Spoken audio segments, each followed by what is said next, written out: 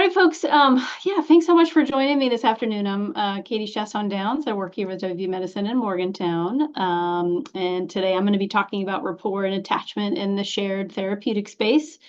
A lot of the research out there is really specific to clinical therapists, but I'm going to be making the case that everybody on the clinical team can contribute to us really having a positive rapport and effective attachment with the team. Chantry, thank you so much for checking the chat box. That's hard for me when I have the slides open and I can't tell who's just like dropping their name versus has a question. So please feel free to interrupt along the way if you have any questions.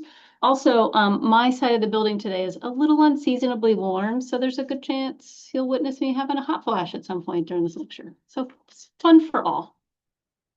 All right, here's my objectives for today's talk. We're going to review how rapport and attachment are vital aspects of a strong treatment program. We're going to highlight formal and informal ways to build rapport across all professions that work with our patients. We'll discuss staff actions that can contribute to effective and ineffective attachment. And then a big one for me is reflect on mistakes. One of the ways I learn best is by recognizing the mistakes I've made, and it's taking me time to learn to do that, not from a place of shame, but really a place from I can and I want to do better. So that'll be one of the things that we talk about today.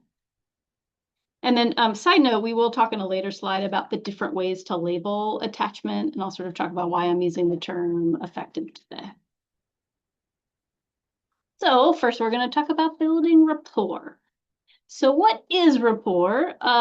Therapeutic rapport is the foundational, trusting, and collaborative connection between a therapist and a client. It is essential for positive clinical outcomes and clients feeling safe and being safe in those sessions. So it involves mutual respect, empathy, a non-judgmental approach, active listening, and all of these things together allow the clients to feel understood and help them to feel open in exploring difficult, vulnerable, emotional issues. Now, yes, this definition talks about the connection between a therapist and client, but everybody on the clinical team can participate in this, right? Everybody on the clinical team can participate in mutual respect and communicating empathy and active listening. And if that client's feeling that connection from everybody on the team, that can really increase the trust that they have in you, a member of their team. And I would say we could take that a step further and think about this. How are your clients kind of introduced to you and your agency? So what's that experience like when they call in for the very first time to ask about services? What's that experience they have when they're calling maybe specifically to schedule an official appointment for you? When they walk through your front doors, and for us, that means going through security, and for other folks, it's going straight to the front desk. What is that experience for them? And I share that here just to point out that really that mutual respect, that non-judgmental approach can start even before they have entered your clinical office the first time around. So we'll talk about key aspects of therapeutic rapport and then give some examples of how we can accomplish this in the SUD treatment space. So the first is safety and trust. So there's things that we can do that show the client we're trustworthy people for them to open up to, and that the space that we're meeting them in is safe. And so think on examples of how you can do that. For me, I'm thinking of, when I meet with a patient for the first time, I want to immediately talk about confidentiality. I want to make sure they know right up front what I can and can't share and will and won't share with other people. And then talking about what their patient rights are. Next is empathy and understanding. So there's ways that we can communicate, verbally and non-verbally that expresses our genuine and non-judgmental attitude. So examples of that would be, when we're meeting a patient for an intake, trying to make as much of that intake feel like a conversation as opposed to just us filling out a form on their behalf. In the way that our nonverbal language is picking up and hearing the things that they're sharing with us. That is listed as a separate one on here, nonverbal communication. While it's listed here separately, it's really a feature of those first two. It's a good reminder to us that it's not just what we say, but really how we can say things that can contribute to that trust building. And then last on this list is collaboration. This one can feel easier when we're providing individual care to a client. And it can sometimes feel tricky in that shared SUD treatment space when you're working, alongside a multidisciplinary treatment team, and then also when you're working within a program that has a lot of structure, for example, COAT. And so it's tricky. It's a good challenge. I think it's a fun challenge to figure out how do we have that team approach with the patient? How do we collaborate with them on what their treatment goals are for our shared time together? So here's some examples of strategies that really everybody on the team can use to build rapport. So we have active listening on here. So that's allowing the client to speak, without interruption, nodding along with them, providing affirming brief responses. We have mirroring on here. So subtly matching the client's body language or their energy level to create a comfortable, attuned connection. I'll use that as an example of mistakes I've made. And then I think maybe the next slide. Validation is on here, and note the validation is different than aligning with victimhood. We can acknowledge the difficulty of our client's experience. Gosh, it makes sense that you feel that way. I can understand how you feel that way without really adding to their narrative that they are helpless in their situation. And we'll actually talk more specifically about that in a later slide. We have transparency on here, so being open about the therapeutic process, setting clear boundaries, and being authentic in our own approach. And then we have cultural humility on here. So respecting differences in backgrounds and viewpoints is so important here. For example, I have a few clients, I call them my Appalachian grandparents. They're so sweet. Hugs mean a lot to them. Hugging them does not cross any boundaries for me, so I'm happy to do that. And that's a part of kind of connecting with them. I have another client who is from a country on the other side of the world. They communicated to me early on that not only hugging, but just handshaking was not a part of their family growing up. It's not something that they want or need from me. So an example of maybe what I would do to build rapport with one client's going to be different than somebody else. You all tell me in the chat, feel free to unmute yourself, but at least tell me in the chat box, what are some of your favorite rapport building strategies? I'm trying to pull up the chat box and I can't. There we go. Make sure I've not missed any. Brooklyn Nine-Nine. Oh, I know. I could watch Brooklyn Nine-Nine all day. Active listening with reflection. Yes, I love that. Yeah, putting those two together is huge.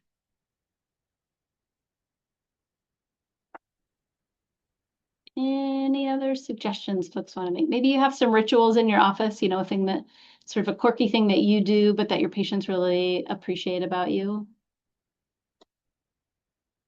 Some of the therapists that we work with, I know particularly where when folks work from home, their animals end up being a part of their office. Their animals are maybe in their background.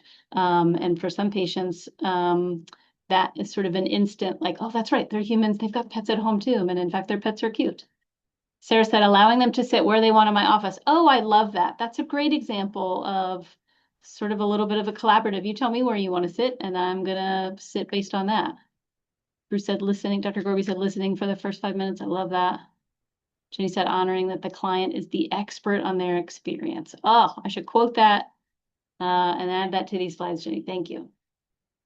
Okay.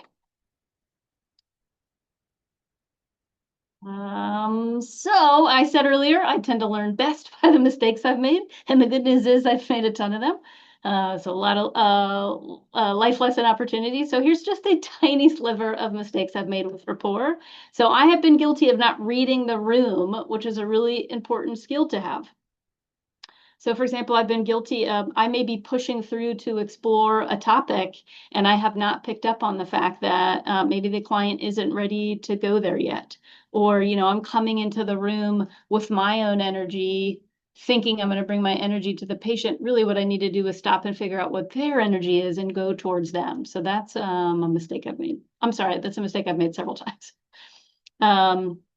So earlier in my career, in my desperate attempt to want to help people feel better, because hello, that's why I became a therapist, I would make the mistake of really pivoting way too early in the conversation. I would jump into fix-it mode by, immediately offering solutions or encouraging the patient to look on the bright side. Ugh. But that's not what patients need from us all the time, right? Sometimes they just need us to listen, to validate what they're going through, to listen and say, yep, that really sucks right now. I hear and honor that for you. Here's another mistake I've made a lot, particularly earlier on in my career. I don't know about for you all, but who in here has had that situation when a client's talking about drug use and they're using terms you have not heard before? I've had that plenty of times. Clients are typically one step ahead of me with the latest slang terms, and what I used to do was just nod and go along with it. Now, why did I do that? That was my ego. My ego was afraid of raising our hand and saying, I'm not sure what you mean there. Thankfully, now I'm confident enough to say, hey, you know what? That's a new term for me. Can you educate me on that? And I think there's a difference between saying, hey, I'd like your partnership and you telling me what you're talking about as opposed to me just sort of feeling lost and saying, I have no idea what you're talking about. So just a few examples of my mistakes. I don't know if anybody on here wants to share maybe a past rapport mistake that you've made and that you now do things differently because of that.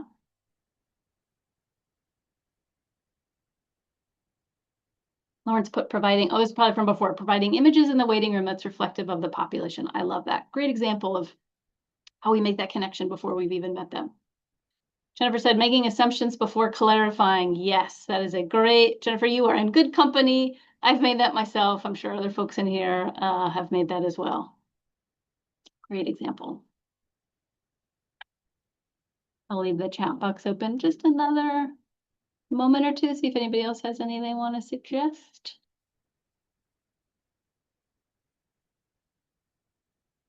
Okay. Jennifer, thanks for owning up and sharing your experience with us. I appreciate it. Okay, let's move on to talk about attachment. So, oh, you know what? I think I saw one in the chat box. No, just kidding. I struggle a bit in labeling attachment. I see it labeled as healthy versus unhealthy, where that term unhealthy really kind of captures a wider range of negative behaviors. And I like that because it's focusing on the impact of the behavior as opposed to assigning shame to the person. Today, you'll hear me refer to codependency a lot. That's the term that's been around a lot longer. It's a more specific term for a one-sided relationship. And it's useful if there's either a pattern of rescuing or fixing or a pattern of needing to be rescued or fixed. As I'm focusing on the attachment that we as providers build with our clients, my preference is this effective versus ineffective labels. I think I just find it the sort of least shaming of the labels that we could use. And so what is therapeutic attachment? Effective therapeutic attachment is a secure, trusting relationship between a therapist and a client that acts as that secure base. So with that secure base that allows the clients to explore, to heal, to correct early relational trauma or insecure attachment patterns. Attachment's all about how our clients feel connected to us. And again, I think attachment's not just important for the relationship between the clients and the therapist, but between the client and all members of the clinical team that are involved in that treatment. From the client's perspective, the most important thing is that connection we develop with our patients. The research has repeatedly found, when we talk about therapy, psychotherapy, the research has found it's not the specific therapeutic modality that's used, like CBT or DBT. Instead, it's the quality of that relationship, that therapeutic alliance. They find that that's the strongest predictor of whether or not the therapy is positively impactful. Since we're talking about developing effective attachment with our clients, I do want to briefly mention here, this frankly could be this could be an entire presentation of itself when we talk about attachment styles. So there is a specific attachment-based therapy modality that focuses on attachment styles that we develop in our early childhood. It was developed in the 1960s. The work of British psychologist John Bowlby, who described 4 different attachment styles. There's secure attachment, anxious attachment, avoidant attachment, and disorganized attachment, and there can be the blending of those as well.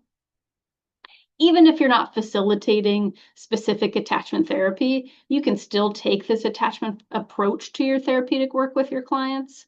So we can recognize how our clients' early attachment experiences with their primary caregivers, typically with parents, that's affecting their ability to develop and ultimately form emotional and physical relationships as an adult, including attachments with medical providers. So signs of an effective attachment in our shared therapeutic space. What we would see from the clients is that they're setting their own boundaries with themselves and us, and we're experiencing them respecting the boundaries that we set. So for example, if I ask a patient, a group in a group therapy session, and they respond by saying, you know what, I'm not ready to discuss that in the context of this group therapy today, that's a really healthy response. That's an appropriate boundary.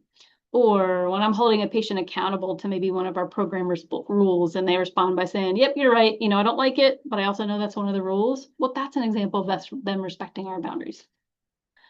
We'll see clients develop their own network of support, so they aren't just relying on us to be their sole source of support.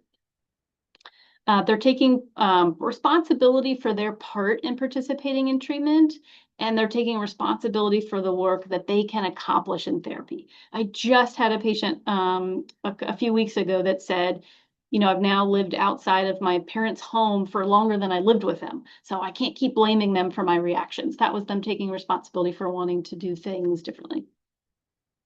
And then they're also developing self-approval. Are they happy if we're proud of them for their success? Sure. But the hope is their self-approval sort of now means, or is getting to the point where it's meaning the most to them. And so what are the signs of effective attachments from STEM? Oh, I'm going to move you guys over here because okay, great. So we also have to set and stick to the boundaries we set, and then along with respecting the boundaries that our clients set. So, for example, letting your patients know ahead of time that you don't respond to message after hours or on the weekends can help them, remind them that your relationship is a working one. You're not their friend, somebody they can text all the time, anytime they want, and expect a response. We want to focus on teaching coping skills and self-soothing techniques, ensuring the goal is for the client to eventually function without us. We want to feel responsible to our clients, which means, we're taking responsibility for our part of the working relationship. So we're showing up to appointments on time repeatedly, unless, of course, there's a crisis, which can happen in this field. We're showing up on time in healthy headspaces so we can be present for our clients. But we're not responsible for their well-being, right? We're not responsible for the outcome of the choices that they're making. Which really leads into this next one here. We're not taking responsibility for our clients' successes or struggles. We can celebrate their hard work when they experience success, and we can provide them empathy when they're struggling, but we're not taking credit or blaming ourselves for either of those things. These lists are definitely not exhaustive. So question for you all, what's your barometer of when a therapeutic attachment feels appropriate? And I'll open the chat box.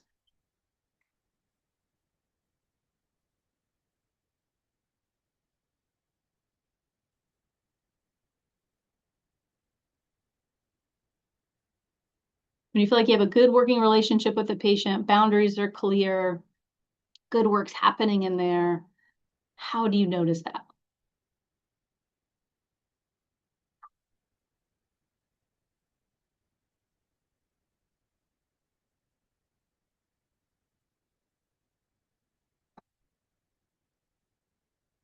Sarah said, I look forward to working with them. Oh boy, that's a great, that is a great example, Sarah, right? So it's not one where you've got some maybe anxiety or dreading that session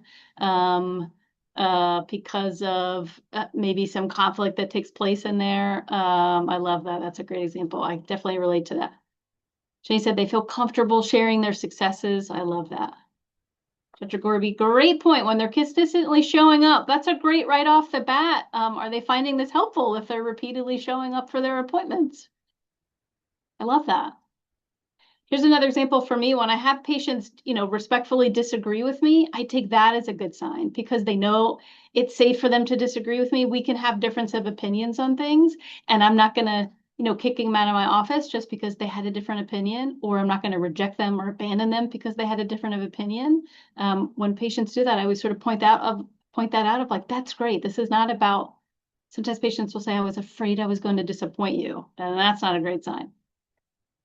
Great suggestions, gang. Thank you. Okay, so what happens when our working relationship with our client becomes codependent? So codependency is a relational way of being that was identified over 40 years ago in the field of alcohol use disorder treatment. What we found, codependency can sometimes be elusive for several reasons. It can get tricky to identify and talk about. One is that our fields of mental health and addiction have not yet established kind of one agreed upon definition for codependency, which is fine. This topic has lived in the self-help worlds, which has been beneficial for many. But knowing what it looks like in our office and what to do with it if we think is happening, if it's a clinical factor, that can get tricky. Codependency can have a negative connotation, and we do not want to blame or pathologize our client when that's happening. And because of that, sometimes what that means is that we avoid it. We avoid talking about it rather than just recognizing that it can be a natural and adaptive part of this process, and really help talk with our clients about it from an objectivity place. Codependency can sometimes initially present as likable, understandable, and can feel appealing to the clinician initially as the client's leaning towards them as the expert that they seek to please. And then needing others isn't certainly inherently bad. It's just how that need gets expressed that can then create conflict. So what are the signs that maybe potentially a codependent attachment is developed? From the clients, we'll either see them not sticking to their own boundaries that they've set for themselves and attempt to push past the boundaries set by their clinical team. We'll witness a constant need for validation or approval from their clinical team, a constant need for soothing. They want us to make them feel better and believe that we are the only ones capable of making them feel better. On the other end of that spectrum, there can be what I call the truth suppression. So clients feel compelled to only tell us what they think we want to hear. When patients are saying, I didn't want to tell you because I worried about how disappointed you were going to be in me, that's kind of a flag to pay attention to and talk with the patients about. I have resistance to change here. Now, again, change is tough for most humans, I know, myself specifically, and having a hard time with change isn't bad. It's okay to feel sad if your provider is leaving your agency. It can feel scary to leave one clinical team and go with another. But when you don't believe anyone in the entire health field can help you except your one provider, that's when that can become problematic. We'll switch over to us as providers. So what do we do that contributes to that? What can we potentially do that may contribute to that codependent attachment?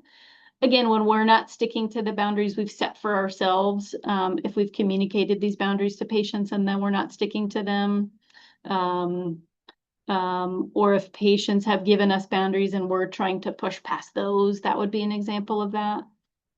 Let me see, I just popped up in the chat box. Oh, no, I lied. So on here is the need for approval from client. Do we want our clients to like us? Sure, that's a pretty human desire, and maybe you could argue sort of a customer care of wanting patients to be able to stay in treatment. But when we're so focused on wanting them to like us that we're bending the rules, bending our boundaries, or avoiding tough conversations that we think they're going to negatively respond to, that would be an example of kind of avoiding the work. So if they tell us that we are the only provider that they're ever going to feel comfortable talking to, that's actually a great opportunity to provide a reframe. If we don't, we're potentially agreeing with that. And then what happens when we're not there anymore? What happens when we aren't in our position, or we leave the agency, or they get transferred from our care? I have enabling and rescuing on here. These behaviors are sometimes driven by our own unresolved issues or countertransference, and they can replace the client's self-responsibility with reliance on us.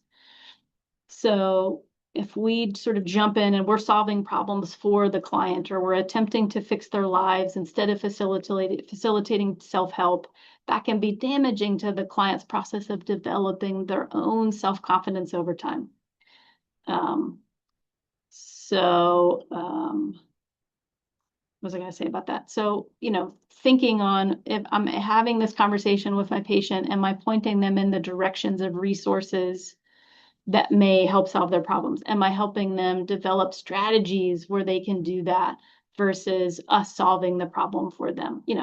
If my patient's struggling with finances, I'm going to help them introduce them to resources that are available to them, but I'm not going to outright give them rent money. just an example. Aligning with victimhood, this is when we communicate that the client is a complete victim in all of their circumstances, which can lead to them feeling maybe helpless or powerless to any attempts to change. And similarly, if we kind of add to any potential narratives that they have about not trusting the entities that we're working with, that's likely not going to help either. So if I have a patient who's, maybe frustrated with her, with the representative that she's working with CPS, and I explain to them, I totally agree, and I tell them the entire CPS entity is broken, and they're not going to have any shot at trusting anybody there.